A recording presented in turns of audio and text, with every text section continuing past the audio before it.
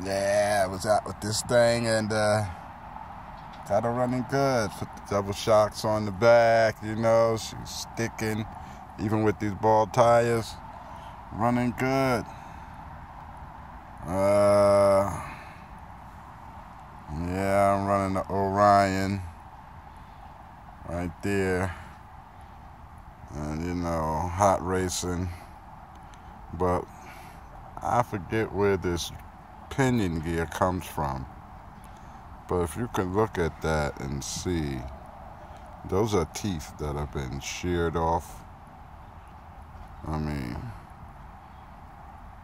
this thing needs a dentist bad. Bam.